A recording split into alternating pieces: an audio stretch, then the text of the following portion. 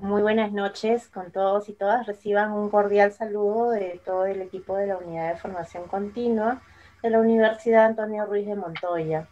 El día de hoy estaremos desarrollando este webinar denominado Género y Postcolonialidad a cargo de la docente Yolanda Rojo. Gracias, Yoli, por estar presente aquí en este evento. Ella es magíster en estudios de género y licenciada en educación, con especialidad en educación secundaria, filosofía y ciencias sociales por la Pontificia Universidad Católica del Perú. Cuenta con un diplomado en gerencia social por la misma universidad. Es especialista en formación ciudadana, género e interculturalidad. Es docente en escuelas públicas y universidades. Es consultora y especialista en organismos no gubernamentales en el Ministerio de Educación y en el Sistema de Naciones Unidas, de la UNICEF. Tiene experiencia y conocimiento en la gestión de proyectos y políticas educativas para la transversalización de los enfoques de género, interculturalidad y ciudadanía democrática.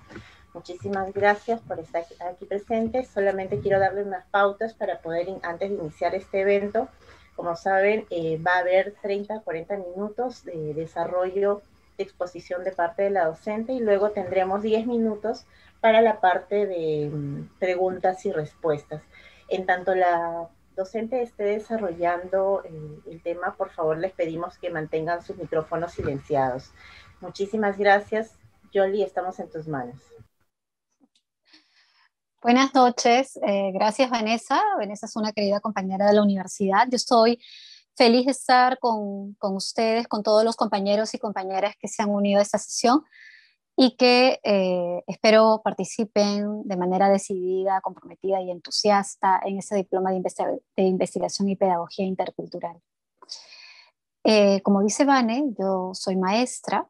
En este momento, desde hace ya algunos años, estoy trabajando en la Universidad Antonio Ruiz de Montoya y la primera edición de este diploma se trabajó el año 2017 con docentes y con actores educativos vinculados a la formación inicial docente en educación intercultural bilingüe. Por eso me alegra de manera especial que ustedes, un grupo diverso, esté comprometido e interesado en los temas de diversidad cultural con enfoque decolonial, interculturalidad crítica. Tal y como señaló Vanessa y como ustedes han sido convocados, en este breve momento, porque es breve, en este breve diálogo, voy a conversar con ustedes y voy a comentar con ustedes esta vinculación entre los estudios postcoloniales y el enfoque de género y los estudios de género. En primer lugar, me parece que es fundamental que podamos tener claro a qué nos referimos cuando hablamos de postcolonial, ¿no? Y como la misma expresión lo señala, cuando hablamos de postcolonial estamos hablando de la situación de los países que han fracasado en su proceso de descolonización. Es decir, básicamente en el planeta, el hemisferio sur ha sido colonizado por Europa fundamentalmente, pero no necesariamente, en particular en nuestro caso y en América Latina y en otros países que han sido colonias de las metrópolis europeas, hemos realmente logrado una emancipación plena. Ya no nos gobiernan, ¿no? No tenemos gobiernos de estos países, pero seguimos teniendo dependencia no solamente económica, no solamente en muchos casos, no un diálogo intercultural, sino una imposición cultural, bien, una imposición de matrices del conocimiento que desconocen otras formas de construir conocimiento en el sur, en particular en América Latina y en nuestro país. Entonces, estos nudos y tramas que se expresan en las interacciones entre las personas, que se expresan entre lo que se considera legítimo, válido, valioso, reconocible, reconocido, están todavía muy presentes en términos de las jerarquías, los privilegios y las narrativas excluyentes en nuestros países, ¿no? Somos entonces sociedades que hemos dejado de ser colonia, pero que no nos hemos desprendido de las formas de relación propias de la colonia. Esas formas de relación que se expresan en un racismo flagrante en nuestros contextos, en un sistema patriarcal, sexista, ¿no? Y en un mismo en las valoraciones y en la construcción del conocimiento. Entonces, los estudios postcoloniales que no solamente abarcan aspectos del enfoque de género, ¿no? Que no solamente abarcan la dimensión género, sino otros aspectos también, cuestionan esta de universalidad de las formas de conocimiento ya institucionalizadas, las formas de conocimiento que se consideran válidas, que tienen prestigio, ¿no? Se cuestiona estas formas del conocimiento como ciencias, ¿no? Como ciencias válidas, porque han sido además usadas en el transcurso del proceso colonial, en el proceso de conquista y de invasión y en el sometimiento colonial al mundo europeo y luego norteamericano también. Hay algunas cuestiones centrales que se plantean en los postcoloniales. No estamos hablando del feminismo colonial, sino de los estudios post en general. El primer aspecto está vinculado al cuestionamiento de las relaciones entre conocimiento y distribución territorial del mundo, establecidos como parte del colonialismo como centro, ¿no? O sea, tener agua como el modo de seguir, como del conocimiento. Es más, se dice el centro de la civilización, el origen de la civilización, ¿no? Son que se cuestionan desde los estudios postcoloniales. Otro aspecto importante de los estudios postcoloniales están vinculados a la búsqueda de una ruptura y de un descentramiento del locus de enunciación del conocimiento. Es decir, el locus, el lugar de la enunciación. Y por eso luego vamos a ver cómo es tan importante esta construcción del conocimiento situado, este reconocimiento del territorio y del lugar y por lo tanto de las condiciones de vida y de la historia de este lugar de enunciación.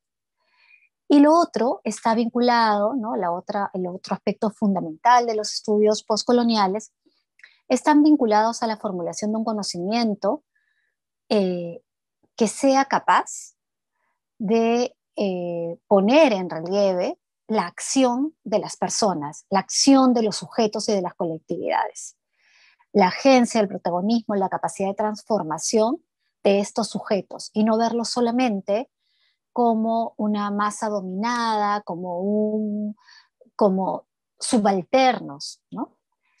Como colectividades subalternizadas por la colonialidad. En ese marco, el feminismo postcolonial plantea una crítica muy seria a esta idea desde los feminismos más occidentales o feminismos llamados blancos, desde esta idea de la homogeneidad. Desde el feminismo postcolonial se señala y se afirma que las mujeres a lo largo de la historia y en el conjunto de nuestro planeta, en el conjunto del mundo, somos heterogéneas. Siempre lo fuimos y lo somos, ¿no? Y que en esa heterogeneidad es importantísimo reconocer que a lo largo de la historia se ha ejercido un sexismo diverso con características propias a las condiciones históricas de cada uno de estos territorios y que un grupo considerable de estas mujeres, fundamentalmente del hemisferio sur, sufrimos racismo y lo hemos sufrido, ¿no? De hecho, el feminismo postcolonial surge en Estados Unidos por las poblaciones afrodescendientes, por las mujeres afrodescendientes y sus luchas en Estados Unidos, ¿no? Y también por las luchas de las mujeres de América Latina, que luego en un segundo vamos a ver. Entonces, sexismo, racismo y explotación de clase constituyen sistemas y sistemas interrelacionados de dominación. No es posible que podamos transformar la situación de dominación de las mujeres si es que no las asumimos y las analizamos en esta articulación, en esta intersección de categorías de discriminación, ¿no? Raza, condición étnico-cultural, género, identidad de género, edad, eh, se articulan, condición socioeconómica o clase social, se articulan perversamente en la situación de discriminación que sufrimos las mujeres. Por lo tanto, las mujeres somos diversas y esa diversidad es fundamental que sea reconocida en los estudios de género y en las luchas feministas.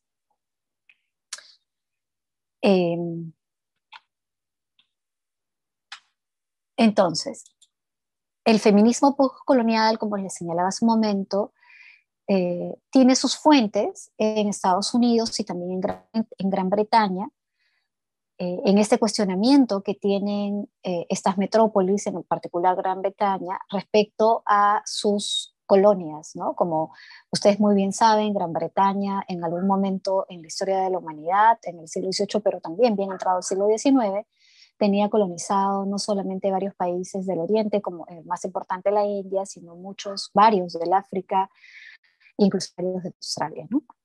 Entonces, se nutre el feminismo postcolonial de los estudios postcoloniales de Homi Bhabha, que es un hindú, Homi Bhabha Gua de Gayatri Spivak, que es una señora de la India. Estos, entre comillas, hijos e hijas de las colonias inglesas de Gran Bretaña, logran acceder a estudios superiores y de posgrado en la metrópoli, ¿no? en la propia Gran Bretaña, en Londres. Y es esta experiencia de deconstrucción profunda y de crítica, estando en el mismo centro del imperio, que aportan a estos estudios de poscolonialidad desde su condición de hindús. También tenemos el aporte de Edward Sachs, que trabaja mucho desde este posorientalismo, pero también tenemos a Walter Mignolo, que es un argentino que trabaja la superación de este occidentalismo y de esta centralidad en Occidente como modelo a seguir, pero también tenemos a nuestro Aníbal Quijano, ¿no? Hace poco fallecido. Aníbal Quijano es un compatriota peruano, es ha sido un destacadísimo intelectual y activista en contra de la situación de dominación en nuestro país, y su importantísimo aporte es el de la decolonialidad del poder y decolonialidad del conocer también. Entonces, el origen del feminismo postcolonial tiene su origen en esta distancia que establecen, en particular las mujeres afrodescendientes de Estados Unidos, con el feminismo blanco, ¿no? Señalando que muchas de las apuestas de estas mujeres de clase media, ¿no? Que si bien es cierto sufren situaciones de desigualdad, no son comparables con la historia de esclavismo, la historia de subordinación de las mujeres afrodescendientes. Luego vamos a ver también cómo esto tiene su correlato en América Latina. Hay varias feministas, bueno, yo he puesto algunas aquí que han aportado mucho, que vienen aportando mucho al feminismo postcolonial, ¿no? Chandra Mohanty, que es una compañera de la India, Gloria Anzaldúa, que es una compañera chicana, una compañera cuya ascendencia es mexicana, pero que nació y vivió todo su tiempo en Estados Unidos, bueno, nació en Estados Unidos, y como tal sufrió en carne propia muchísima discriminación por ser chicana. Esta compañera, Fatema Marnicini, que es una compañera del norte de África, han ofrecido importantes reflexiones al feminismo postcolonial. También tenemos a Aida Hernández Castillo, que es una compañera mexicana que ha tenido estudios importantísimos y ha tenido tiempos de convivencia con poblaciones originarias de su país, básicamente en el sur de México, con las poblaciones indígenas y en particular con las mujeres indígenas de los Altos de Chiapas. Y esta experiencia ha sido importantísima para esta antropóloga que ha podido cuestionar que muchas veces en nombre del resguardo de las culturas originarias también se avalan relaciones de poder jerárquicas y de subordinación hacia las mujeres, ¿no? Y por allí entonces la importancia de articular estos enfoques de manera crítica, de manera deconstructiva, en los análisis, en el análisis de la situación de las mujeres y de los hombres, en particular de las mujeres, y en la construcción del conocimiento. Entonces, algunos aportes fundamentales del feminismo colonial tienen que ver con estas afirmaciones que son muy potentes, ¿no? Un lugar en el mapa, esta es una afirmación de Chandra Mohanty, es también un lugar en la historia, ¿no? Y una perspectiva ante el conocimiento.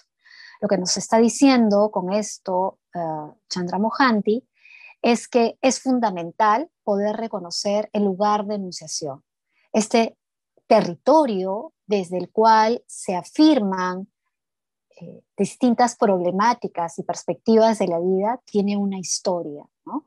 Tiene una historia y también tiene una historia en las relaciones sociales, pero también tiene una historia en la construcción del conocimiento. El conocimiento, por lo tanto, no es solamente o no forma parte de la construcción, entre comillas, de Occidente, porque también podríamos debatir eso, hay muchos occidentes, sino que desde estos lugares, básicamente desde el sur, también hay una construcción valiosa del conocimiento y hay un aporte al conocimiento universal desde el sur y desde las mujeres en particular.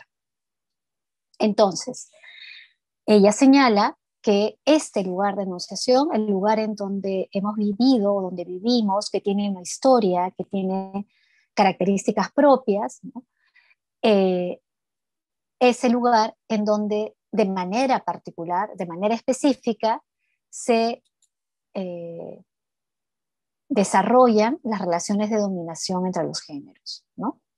Y que es esa especificidad desde los territorios, desde el lugar específico de enunciación, que se deben atender, que se deben comprender y que se deben aportar a las alternativas para relaciones más igualitarias entre los géneros y una mayor emancipación de las mujeres. Aida Hernández hace un llamado a situarse en el mapa y en la historia, ¿no? Coincide con Mohanty en este señalamiento, y ella señala que las feministas del sur tienen también sus propias aportaciones epistemológicas a la construcción del conocimiento y también alternativas políticas, tomando en cuenta este lugar en el mundo, ¿no? Situar mi conocimiento es un llamado, es una arenga muy importante desde los feminismos postcoloniales. Situarlo además reconociendo el contexto histórico y social desde donde se percibe la realidad. Por lo tanto, la propuesta interpretativa de los feminismos postcoloniales es una perspectiva que se puede llamar o se denomina interseccional, es decir, una perspectiva interpretativa en donde no es posible no vincular, donde no es posible comprender realmente y transformar la situación de discriminación, si es que no articulamos las categorías de sexo, raza y clase, ¿no? Sexo, raza y clase, y también podríamos decir etapa de vida, ¿no? Porque en nuestro país no solamente el sexo, ser mujer, no solamente ser indígena o rural, no solamente ser pobre, sino, por ejemplo, ser niña, y más aún, ser niña con alguna condición de discapacidad, ubica a las personas, a estas mujeres, en una situación de mayor subordinación y discriminación. Entonces, desde esta propuesta interpretativa se señala que es imperioso articular estas categorías de raza y clase a la categoría de sexo y género en el análisis y en las propuestas para luchar por una mayor igualdad entre los géneros, ¿no? Esta es una imagen que nos habla de todas estas diversidades, ¿no? Somos mujeres, indígenas o no indígenas, personas de la tercera edad, ¿no? Por ejemplo, ¿no? Pobres, afros, ¿no? Afros o indígenas, niños, niñas, población LGTBI, personas con discapacidad, rurales, ¿no? Romper con este modelo androcéntrico como modelo que se acerca a la perfección humana, digamos, ¿no? Al mejor modelo. Voy a comentarles ahora algunas afirmaciones rápidamente para ir un poco a nuestro país. Se me está yendo el tiempo, ¿no? Una primera que ya he venido señalando en estos últimos minutos es que un aporte del feminismo postcolonial es este que nos señala que historizar y contextualizar las formas que asumen las relaciones de género para evitar el universalismo feminista, ¿no? Las mujeres no somos únicas, las mujeres somos diversas y por lo tanto vivimos las situaciones de discriminación o de dominación de forma también diversa. Hay algunos grupos de mujeres que eh, la situación de discriminación la viven de una manera mucho más violenta, mucho más fuerte, ¿no? Y estas diversidades entre las mujeres, por ejemplo, entre las mujeres trabajadoras del hogar, entre nosotras, las mujeres que hemos logrado nivel educativo superior y que tenemos autonomía económica, es muy distinta a las mujeres que durante mucho tiempo han luchado por tener, por ejemplo, propiedad, tenencia de la tierra, por tener, por acceder a educación, por tener derechos laborales, ¿no? Y por ejemplo, todo el grupo de mujeres trabajadoras del hogar tienen luchas específicas, ¿no? Las mujeres con orientaciones sexuales que no heterónomas, ¿no? Eh, tienen también luchas particulares. Entonces, en estos distintos encuentros feministas en América Latina y el Caribe, acá solo me quedé en el 90, pero hace muy poco tuvimos uno también en el Perú hace unos 4 o 5 años, y luego se han venido teniendo otros, plantean esta importancia de reconocer esa diversidad de las mujeres y reconocer agendas y luchas particulares por ser indígenas, por ser campesinas, por ser pobres, sindicales, por ser trabajadoras del hogar, por ser población LGTB, por ser lesbianas, ¿no? En fin, y entonces este reconocimiento de la diversidad entre las mujeres es parte también de las luchas feministas, ¿no? Un segundo aporte fundamental es considerar la cultura como un proceso histórico para evitar los esencialismos culturales. Es decir, las culturas no están escritas en piedra, ¿no? No son un constructo de concepciones, creencias y prácticas inamovibles. Las culturas son dinámicas, ¿no? Las culturas son dinámicas y las culturas están permanentemente en interacción unas con otras. Así ha sido a lo largo de la historia de la humanidad. Y lo importante es reconocer que somos diversas y que saludamos la diversidad y también la diversidad cultural, pero que esa diversidad nunca puede esconder desigualdad. Es decir, en nombre de determinadas prácticas culturales no podemos justificar eh, el irrespeto a derechos, el atentado a derechos, ¿no? La ausencia de autonomía o la violencia hacia las mujeres.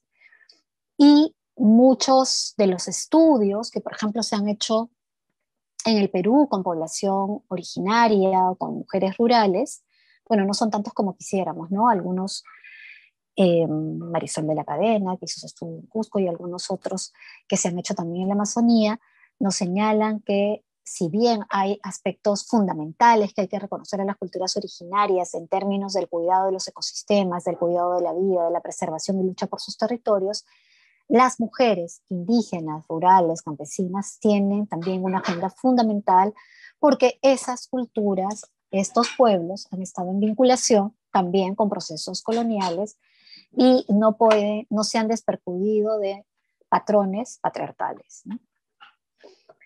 Otro de los los aspectos fundamentales es reconocer la manera en que las luchas locales están insertas en los procesos globales de dominación capitalista. Y esto es fundamental. Si bien las mujeres somos diversas y tenemos luchas particulares, y la pandemia lo ha develado de una manera brutal, de una manera dolorosa, hay un escenario de dominación, de un sistema de dominación capitalista, que es un sistema de dominación no solamente económico, sino social, en el que se enmarcan las diferentes formas de discriminación y dominación hacia las mujeres, en las que se enmarca también el patriarcado. Este sistema capitalista, que estamos en su versión neoliberal, se articula perversamente con el patriarcado y se reproducen uno con la otra. Por lo tanto, también se señala que es fundamental articular luchas más allá de las fronteras, ¿no? Podernos articular en alianzas, y de hecho se vienen haciendo. Las redes, con la revolución de las comunicaciones hace ya un par de décadas, han logrado y han facilitado este reconocimiento y esta interacción entre mujeres indígenas del Canadá, con mujeres de Asia y con mujeres de América Latina, y con mujeres no indígenas también de estos territorios, y articular luchas y demandas, ¿no? Lo vemos claramente, por ejemplo, en las luchas que presenciamos en diferentes lugares del planeta respecto a la lucha contra la violencia, un clamor enorme contra los feminicidios, el abuso sexual y estas campañas mundiales, porque hay una agenda también general que azota a las mujeres en general en nuestro planeta, ¿no? Yo quería que pudiéramos pasar ahora a ver un video. Voy a ver si logro, les pido paciencia porque yo soy un poquito lentita para esas cuestiones de la tecnología. Un video que me parece que retrata bien, y no sé dónde está mi video ahora, que retrata bastante bien la situación de las mujeres y esta articulación con estas categorías de discriminación de sexo, cultura y situación, edad y condición étnico-cultural. A ver, vamos a ver si lo logro.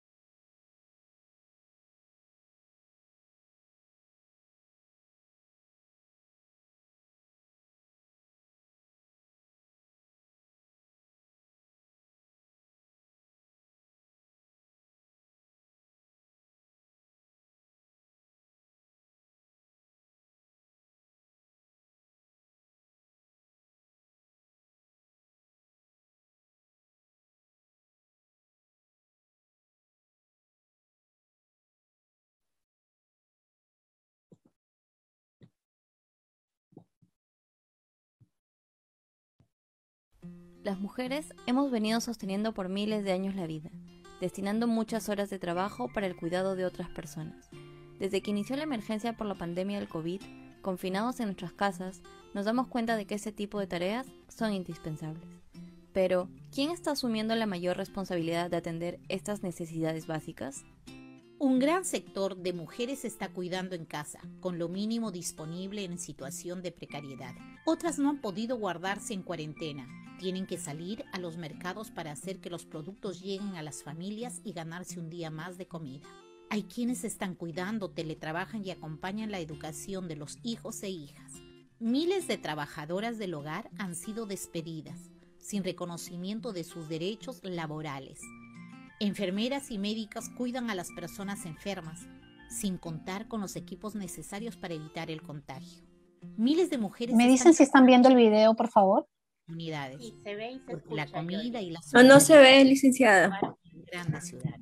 No se ve, solo se escucha. Las acompaña la educación de hijos e hijas a pesar de las... A ver, primera pantalla.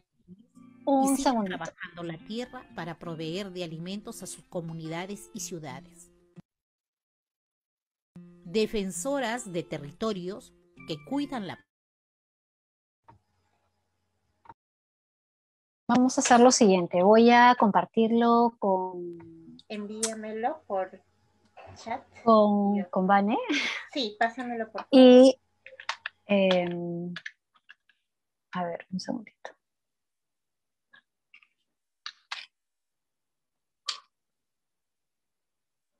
Sí, se lo voy a pasar a Vane para que Vane lo pueda pasar. No sé qué pasó, porque se estaba viendo al inicio, ¿verdad? Sí, inicialmente se vio y luego se quedó bloqueado la pantalla. Solo se escuchaba el audio. Sí. Disculpen. Ya, Vane, tú me dices en cuanto lo puedas poner, te lo han mandado al WhatsApp. Mientras Ok. tanto, yo Sí. sigo compartiendo con ustedes. Tú me dices, Vane, ¿ya? Sí, dame un Sigo segundo. compartiendo con ustedes la presentación. Ya, dame un segundo, está cargada. Y el trabajo gratuito de las mujeres, cuidado para todas y todos, responsabilidades compartidas.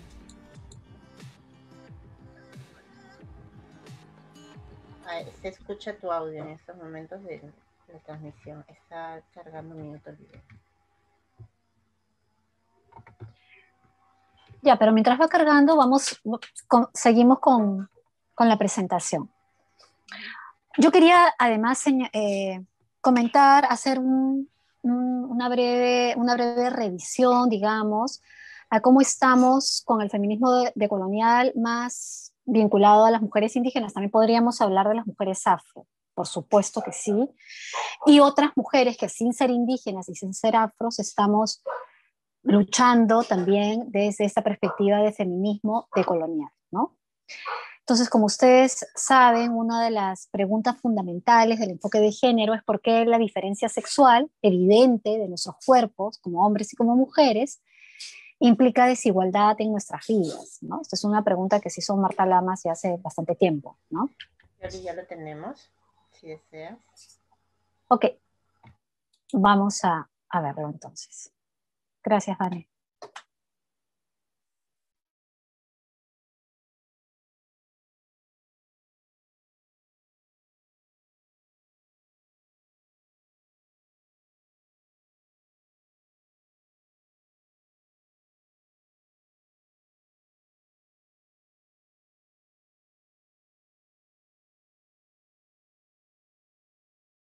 Por miles de años la vida, destinando muchas horas de trabajo para el cuidado de otras personas.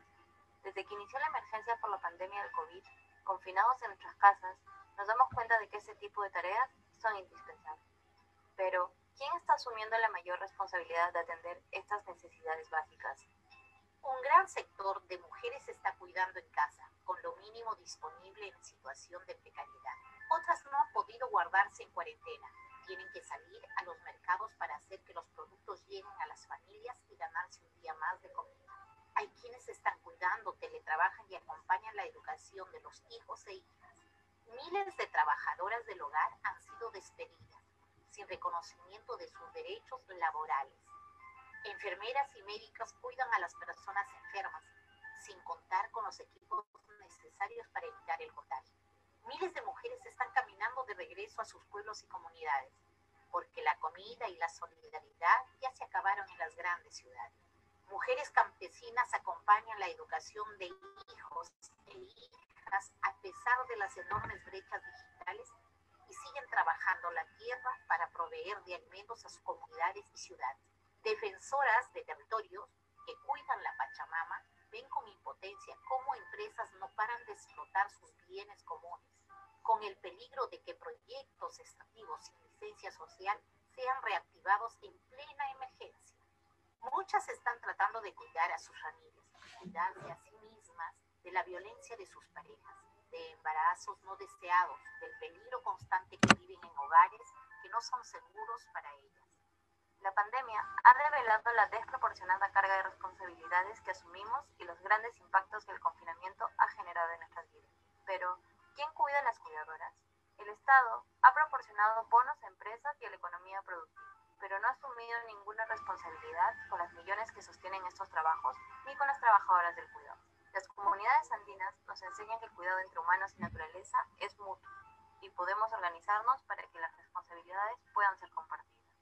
Es momento clave para pensar, hablar y concretar la redistribución de la economía de los cuidados dentro de la familia, en la comunidad, la sociedad y el Estado.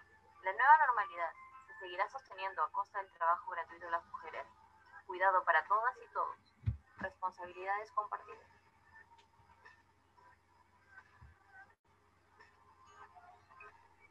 Muchas gracias, Vanessa. Bueno, luego en las preguntas o en los comentarios me gustaría que mencionen qué les pareció ese video, pero bueno, la idea de proyectar este video era precisamente que pudiéramos reconocer, acá tenemos sin lugar a dudas a muchas compañeras y a muchos compañeros, que una de las situaciones que uno quiera, hay de la seria, de la más frívola, de la de espectáculo, de la deportiva, hay todas. Ok, se filtró, estamos viendo la televisión. Una de las lecciones más flagrantes, ¿no? Que hombres y mujeres, espero que hayan reconocido en sus vidas cotidianas, es que la pandemia nos ha mostrado en primer lugar la importancia de defender la vida, la importancia de que tiene el cuidado de la vida y el rol desproporcionado e injusto que las mujeres históricamente venimos cumpliendo en ello, ¿no? Las mujeres en general venimos cumpliendo en ello, y que esa distribución inequitativa de las labores domésticas afectan seriamente nuestro derecho a estudiar, a trabajar, ¿no? Y incluso al trabajo remunerado. Y si bien es cierto, probablemente esto lo vivimos todas las mujeres, no es lo mismo las condiciones o la recarga de tareas domésticas en mujeres que no tienen ingresos propios, o que esos ingresos propios se los buscan en las calles cada día, o mujeres que son trabajadoras del hogar y que por esta situación de pandemia han tenido, muchas de ellas, una enorme mayoría, perder sus trabajos, o mujeres solas, jefas de hogar, que tienen trabajos informales. Entonces, este video, que es de Demos, de una organización de mujeres, una organización feminista, nos muestra, en primer lugar, que las mujeres somos diversas, que si bien todas tenemos una mayor sobrecarga, muchísimo mayor, de tareas domésticas, esta gravedad, esta situación se agrava por condición de nivel socioeducativo, por condición de clase, por ser indígenas o no, por ser rurales o no, y de acuerdo a la edad también. Entonces, yo quería señalar aquí algunos desafíos que enfrentan las mujeres indígenas, ¿no? Tienen que enfrentar el racismo, o sea, no solamente enfrentan las desigualdades por ser mujeres, sino también por ser indígenas, y por el nuestro, tan hipócritamente racista como el nuestro, esta sea en muchos casos el mayor de sus problemas, ¿no? También cuestionar las relaciones de género dentro de sus propias culturas, dentro de sus propias comunidades, asumir la tarea de apoyar a las organizaciones propias de sus comunidades, de su territorio, o sea, cómo se articula una agenda de las mujeres, una agenda de género, con la defensa de su territorio, con la autonomía de los pueblos originarios para decidir sobre sus recursos, con la educación intercultural bilingüe, que son enormes, la agenda de las mujeres, entre comillas, más urbanas que la agenda de las mujeres indígenas y rurales. Elaborar y revalorar su diálogo con las agencias de cooperación internacional, aquellas organizaciones indígenas que buscan recursos, por ejemplo, ¿no? Por un lado, poder manejar las concepciones de género, desarrollo, interseccionalidad, en fin, con que son construcciones definitivamente más del mundo occidental, con sus propios conocimientos, con sus propias maneras de comprender el mundo y de conocerlo, ¿no? Articularlo además a sus propias concepciones de defensa de sus territorios, de la vinculación con la Pachamama, de esta transformación, de esta idea absolutamente distinta de relación con la naturaleza, etcétera, ¿no? Entonces se enfrentan a este desafío de negociar sus agendas y sus demandas, ¿no? Pero las mujeres indígenas también son diversas, ¿no? No es lo mismo las mujeres de la Amazonía como las mujeres andinas, tienen particularidades históricas distintas, y sus discursos, luchas y estrategias también lo son, ¿no? Bueno, que hay algunas organizaciones indígenas, no voy a mencionarlas, pero entre sus agendas, las temáticas de estas agendas forman parte, y nos hemos dado cuenta en este contexto de pandemia, no solamente de ellas, ¿no? Sino forman parte de la agenda de todos, todas, si queremos seguir cuidando la vida, si queremos que la vida sea una posibilidad real para nosotras y nuestros hijos y los hijos de nuestros hijos o de las futuras generaciones, ¿no? Porque no todos queremos tener necesariamente hijos. Parte de sus agendas es la soberanía alimentaria como un aspecto fundamental, ¿no? Como no va a ser importante la soberanía alimentaria en este momento. La defensa de la Pachamama, que significa la defensa de los derechos de la madre tierra, la defensa de sus ecosistemas, la defensa de la Pachamama es también la defensa de la vida para todos, no solamente para ellas. Lo hemos aprendido con la pandemia, ¿no? Autonomía del propio cuerpo, ¿no? Todo lo que tiene que ver con derechos sexuales y reproductivos, el trabajo digno, autonomía económica, salud intercultural, que puedan ser reconocidas sus prácticas de cuidado de la salud propias, y participación política. Sus luchas recientes están vinculadas a detener la violencia, ¿no? Muy fuertemente. Hay mucha impunidad de los violadores en sus comunidades, que también la hay en el mundo más urbano. Ejercer vigilancia de sus líderes varones. Otro aspecto fundamental es el desarrollo de sus capacidades y competencias para ejercer liderazgo político, para hacer política, ¿no? Es decir, esta es una lucha de todas las mujeres en general, pero para las mujeres indígenas en particular, es poder articular sus reivindicaciones, poder hacer notar claramente reivindicaciones propias por ser mujeres indígenas, como la lucha de la tierra, el derecho a la tierra, ¿no? La afirmación de su ciudadanía como personas completas, con todas sus capacidades y con todos los derechos, personas dignas, lucha por la defensa de los recursos naturales, ¿no? Y bueno, acá hay algunas tensiones y desafíos. No me quiero referir mucho a esto de aquí porque quisiera más bien escuchar algunas de sus preguntas. Algunas fortalezas y logros, ¿no?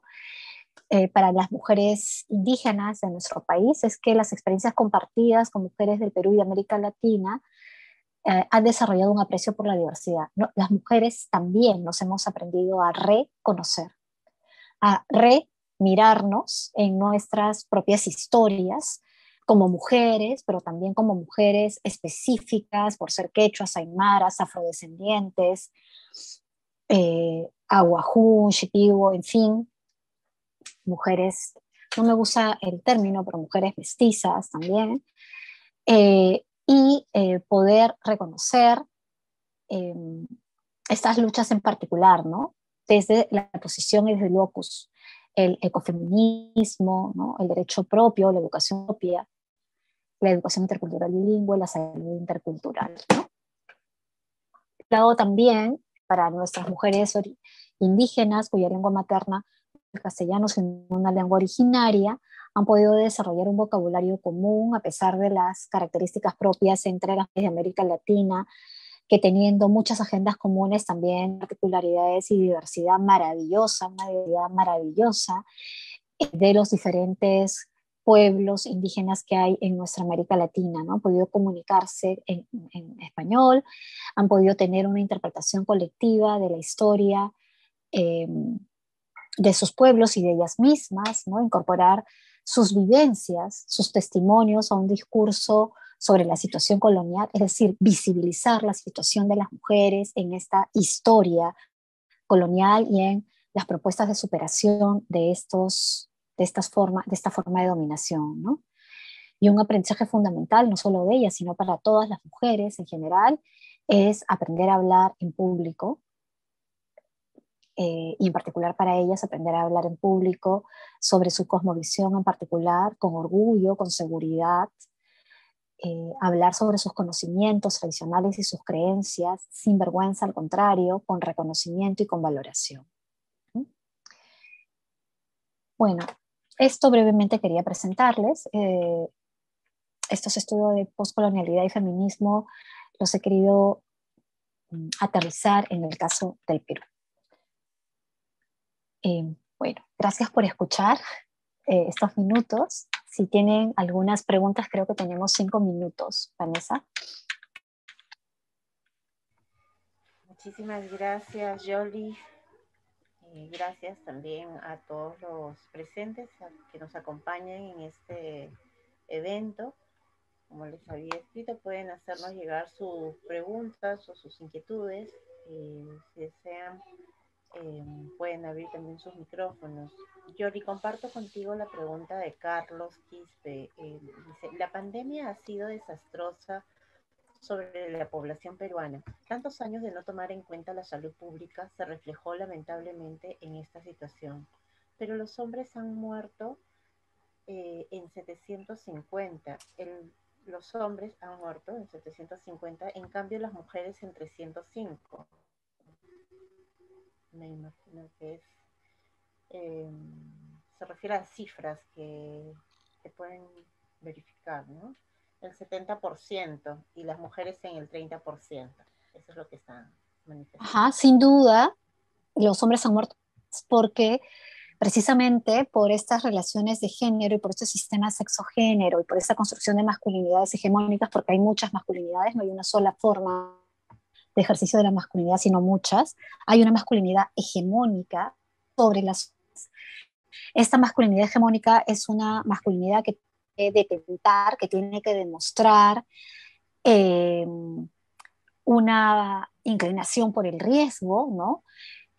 Los hombres son más hombres y son más legitimados en el mundo de los hombres cuando transgreden reglas, cuando se sienten superpoderosos y entonces no siguen las medidas de cuidado y de salud, pero además porque los hombres, precedente a la pandemia, tienen mayor consumo de drogas y de alcohol y tienen un menor cuidado de la salud en ese sentido, ¿no? Entonces, han muerto por estas que están muy ligadas a estos mandatos de masculinidad hegemónica.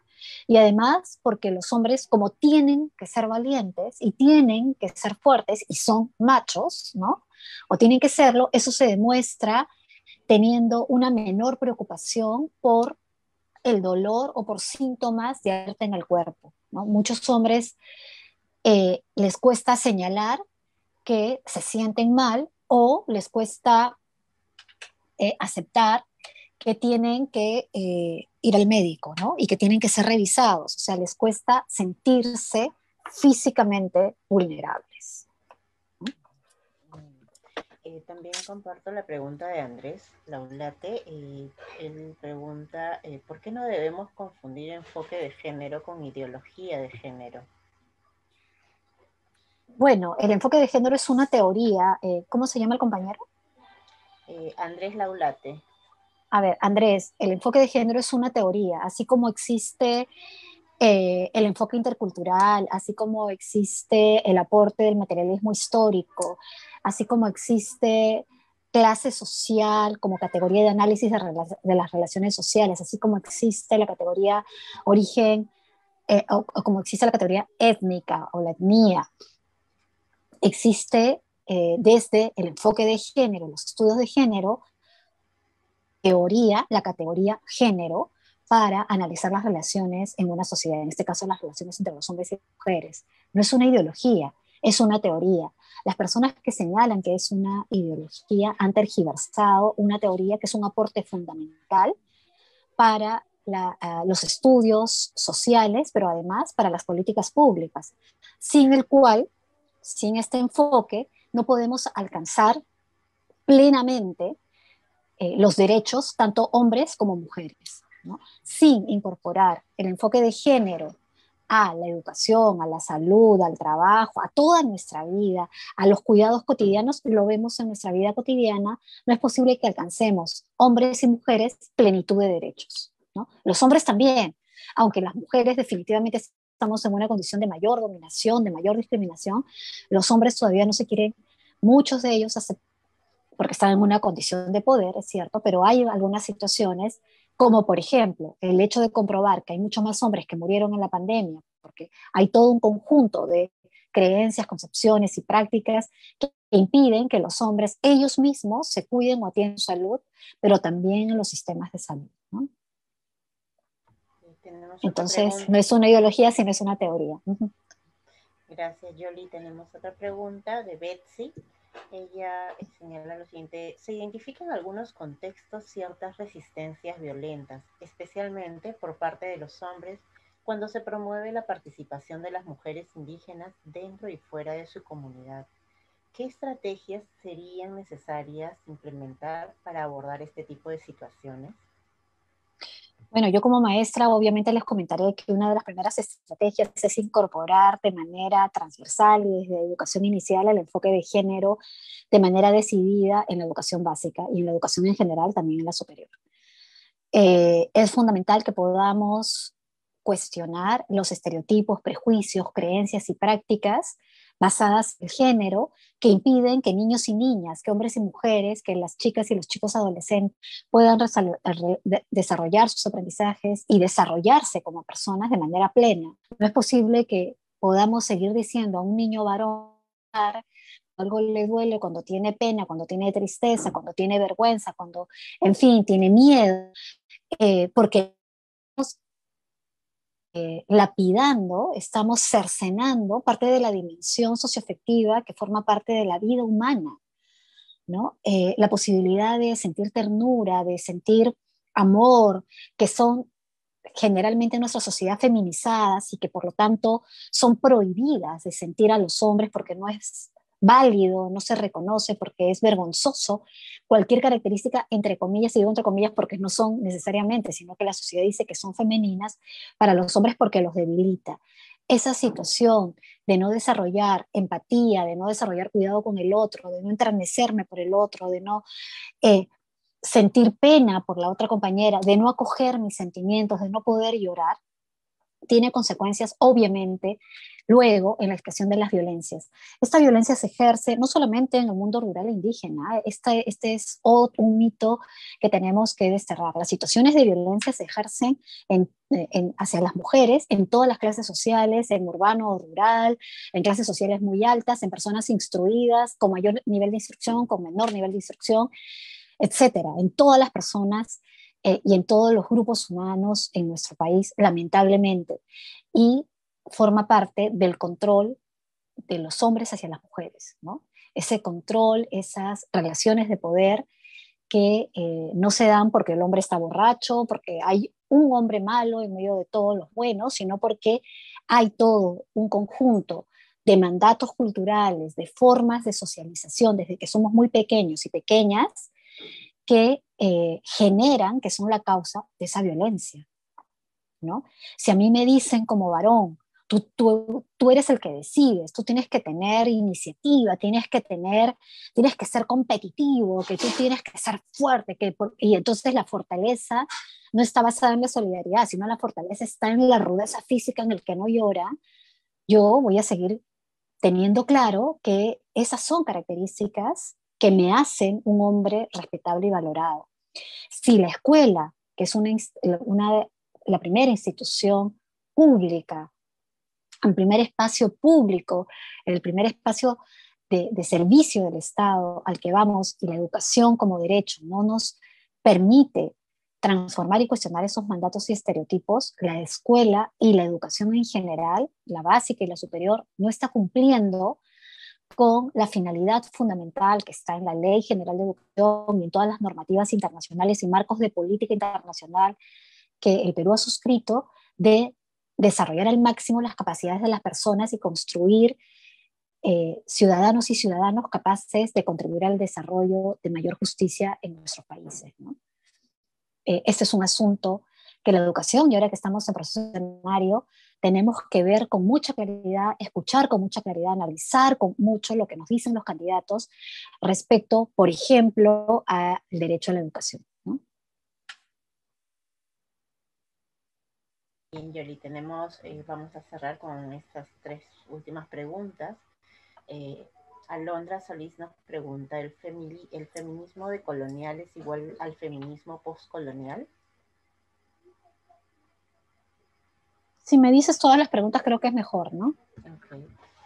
Y finalmente, bueno, la siguiente pregunta de Betsy vuelve a preguntar, cuando se trabaja con pueblos indígenas y bajo un enfoque interseccional, ¿cuáles deberían ser las estrategias a considerar para que no exista un sesgo de solo priorizar los derechos de un tipo de población? ¿Solo indígenas, solo mujeres, solo niños, niñas y adolescentes? Y la última pregunta es de Carlos Quispe. ¿Podríamos decir que como han fallecido muchos más hombres que mujeres, estos son los que se han llevado la peor parte de la pandemia? Rápidamente, no es lo mismo feminismo decolonial y poscolonial. Colonial es este feminismo que tanto las mujeres desde el mundo más asiático, donde está Chandra Mohanty, ¿no es cierto? O sea, estos feminismos desde el sur que cuestionan este orden colonial del que hemos formado parte varios de los países del sur del planeta. El feminismo decolonial cuestiona claramente las relaciones de colonialidad que todavía subsisten en nuestros países y que se ven claramente, por ejemplo, del enfoque decolonial sido por Aníbal Quijano, ¿no? En este momento también por feministas de parte de nuestro hemisferio y que cuestionan claramente no solamente las relaciones entre los géneros, sino que también cuestionan la construcción del conocimiento desde como modelo europeo, ¿no? Cuando hablamos de los pueblos indígenas y el enfoque interseccional, o sea, y para terminar con la anterior pregunta, estamos hablando que el feminismo decolonial tiene como claro mandato eh, trascender las relaciones de colonialidad que se basan en las relaciones de género, pero también en las categorías de raza y clase social, ¿no? Y transformar esa herencia colonial que sigue estando presente en nuestros países. Respecto a los pueblos indígenas, el enfoque interseccional precisamente lo que nos permite reconocer es que todas las personas y todos los pueblos tenemos los mismos derechos. Sin lugar a dudas, los pueblos originarios están adscritos o tienen derecho a derechos colectivos, digamos. Es fundamental que podamos reconocer que el derecho a la educación, el derecho a la salud, el derecho a decidir sobre nuestras vidas son derechos de las mujeres en general y que no es que haya derechos occidentales o de las mujeres occidentales que no corresponden a las mujeres indígenas o a las mujeres de los pueblos originarios. Esto es fundamental. Los derechos son universales, son una categoría universal. Y es fundamental que tengamos claro que ninguna práctica cultural, ni de un pueblo indígena, ni de cualquier otro pueblo, ¿no?, llamado más occidental, justifica que se atente contra el derecho de las mujeres. O sea, yo no puedo decir que en el pueblo tal, que no quiero decir ninguno, pero en el pueblo originario X, existe la práctica de que se conviene o está convenido tradicionalmente que las familias o la comunidad puedan decidir con quiénes se emparentan las adolescentes, las niñas de muy temprana edad, desde los 14 años, es decir, con quién se juntan, con quienes van a tener una suerte de matrimonio, ¿no? En nombre de la cultura, yo no puedo justificar una situación como esa porque se está decidiendo por sobre la propia decisión y la propia autonomía de las niñas sobre sus vidas, ¿no? Sobre si los hombres sufrieron más que las mujeres durante la pandemia, yo no diría eso, ¿no? Yo diría que han tenido padecidos en razón de este orden de este orden del sistema sexogénero. Es decir, es bien importante la pregunta que nos quiero porque nos lleva a reflexionar sobre algo que es fundamental y un aporte al enfoque de género. Ni las desgracias, epidemias o crisis sanitarias tremendas, ni las políticas educativas, ni nuestra vida cotidiana, ni nuestra vida política afecta de igual manera a hombres y mujeres.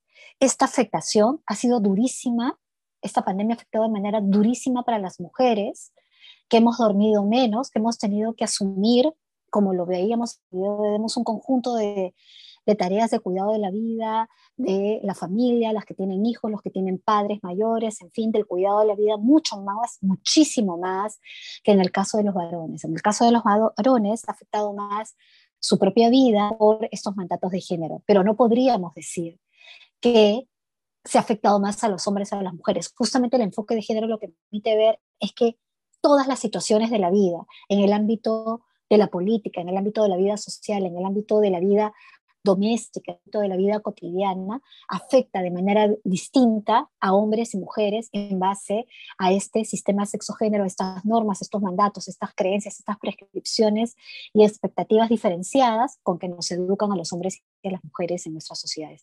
Y que por lo tanto es fundamental aplicar el enfoque de género para comprender las problemáticas y las relaciones entre los géneros en los diferentes ámbitos de la vida y poder proponer, porque solo es lo que nos permite el enfoque de género también como aporte teórico, poder proponer alternativas claras para transformar esas relaciones de desigualdades, para que no solo las mujeres, sino también los hombres podamos desarrollar, y la población LGTBI, podamos desarrollar al máximo todos nuestros derechos y podamos tener una vida plena y digna por ser todos seres humanos.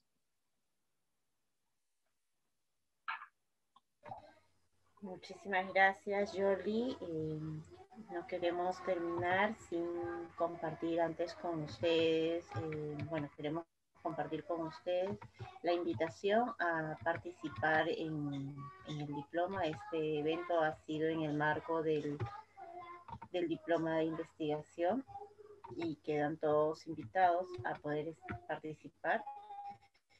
Este se inicia el 6 de abril y culmina el 6 de agosto. Son 240 horas pedagógicas. La modalidad del desarrollo de este diploma es a través de la plataforma Zoom. El cierre de inscripciones es hasta el 30 de marzo y quienes estén interesados pueden pedir mayor información a nuestros correos electrónicos que pueden visualizar o al celular 936 80 8757. Esto y más de lo que nos ha hablado Yoli, nos ha dado una pequeña degustación de todo lo que desarrollará dentro del diploma. Entonces esperamos que se animen a participar en este diploma. Muchísimas gracias a todos. Muchas gracias, Yoli, por tu tiempo y por compartir esta riqueza del conocimiento que tienes con todos nosotros.